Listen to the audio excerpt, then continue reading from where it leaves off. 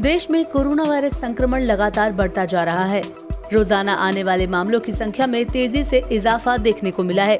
गुरुवार को स्वास्थ्य मंत्रालय द्वारा जारी किए गए आंकड़ों के अनुसार पिछले 24 घंटों में संक्रमण के सबसे ज्यादा 69,652 नए मामले सामने आए, जिसके बाद कुल संक्रमितों की संख्या बढ़कर 28,36,926 हो गई है। वहीं इस दौरान 977 लोगों की मौत पिछले 24 घंटे में हुई, जिसके बाद कुल मृतकों की संख्या 53,866 हो गई है। वहीं इस खतरनाक वायरस को मात देकर ठीक होने वालों की संख्या भी बढ़ी है।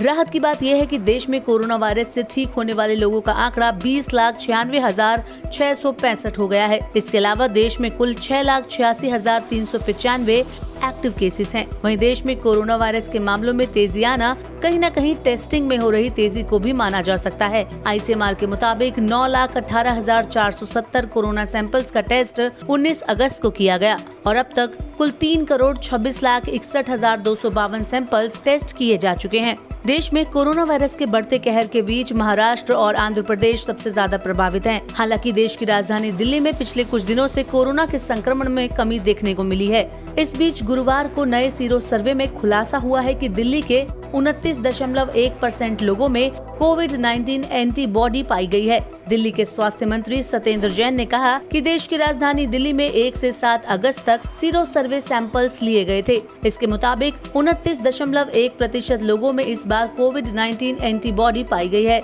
दिल्ली की आबादी लगभग 2 करोड़ है, जिसमें से 15,000 सैंपल्स लिए गए थे। किसी आबादी में संक्रमण कितना फैल गया है ये पता लगाने के लिए सीरोलॉजिकल सर्वे किया जाता है, इसलिए इसे सीरो सर्वे कहते हैं। इसमें लोगों के ब्लड में कोरोना वायरस की एंटीबॉडी की मौजूदगी का पता लगाया जाता है। जब वायरस शरीर में प्रवेश करता है तो शरीर उसे खत्म करने के लिए कुछ प्रोटीन बनाता है, जिसे एंटीबॉडी कहते हैं। फिलहाल दिल्ली में 29.1% लोगों में इस बार एंटीबॉडी पाई गई है।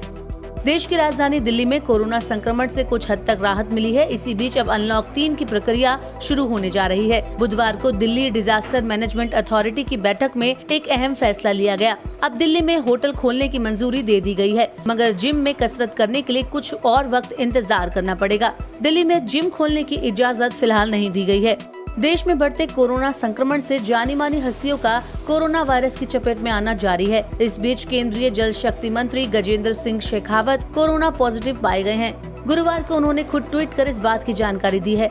साथ ही हाल ही में संपर्क में आने वालों को आइसोलेशन में जाने की सलाह दी है। उन्होंने अपने ट्वीट में लिखा, अस्वस्थता के कुछ लक्षण दिखने पर मैंने कोरोना टेस्ट करवाया और मेरी रिपोर्ट पॉजिटिव आई है। डॉक्टर्स की सलाह पर अस्पताल में भर्ती हो रहा हूँ। मैं अनुरोध करता हूँ कि गत दिनों में मेरे संपर्क में जो भी लोग आए हैं वह स्वयं को आइसोलेट कर लें और अपनी जाँच करा लें। आप सभी स्वस्थ रहें और अपना ध्यान रखें। वहीं पूर्व राष्ट्रपति प्रणब मुखर्जी की सेहत में थोड़ा सुधार देखने को मिला है। हालांकि अस्पताल में भर्ती प्रणब मुखर्जी वेंटिलेटर सपोर्ट पर ही बने हुए हैं। फिलहाल प्रणब मुखर्जी आर्मी अस्पताल में डॉक्टर्स की निगरानी में बने हुए हैं और उनका इलाज किया जा रहा है। दिल्ली कैंट के आर्मी अस्पताल में प्रणब मुखर्जी भर्ती हैं। अस्पताल के डॉक्टर्स ने जानकारी देते हुए बताया कि पूर्व राष्ट्रपति प्रणब मुखर्जी के श्वसन मापदंडों में थोड़ा सुधार देखने को मिला है। हालांकि अभी भी वो वेंटिलेटर सपोर्ट पर हैं। वहीं बात करें कोरोना वायरस के ग्लोबल संकट की, तो विश्व में कोरोना संक्रमितों की संख्या 2,24,27,054 हो चुकी है। साथ ही इस वायरस से मरने वालों का आंकड़ा भी 7,88,015 हो गया है। वहीं कोरोना वायरस से सबसे ज्यादा प्रभावित अमेरिका पहले नंबर पर है, जहां कुल 55,29,933 संक्रमितों की संख्या है और वहीं मरने वालों का आंकड़ा 1,73,181 है। इसके बाद दूसरे नंबर पर ब्राजील है, जहां 34,56,652 कोरोना संक्रमित मरीज हैं। तीसरे नंबर पर भारत है, जहां 28,36,925 कोरोना संक्रमित मरीज हैं। चौथे नंबर पर रशिया है, जहां 9,39,833 कोरोना संक्रमित मरीज हैं। वहीं 5वें नंबर पर साउथ अफ्रीका है, जहां 5,96,060 कोरोना संक्रमित मरीज हैं। इसके अलावा पेरू और मैक्सिको में भी लगातार कोरोना के नए केस सामने आ रहे हैं। फिलहाल पूरे विश्व में बढ़ते कोरोना संकट को देखते हुए अब हर किसी को कोरोना की वैक्सीन का इंतजार है।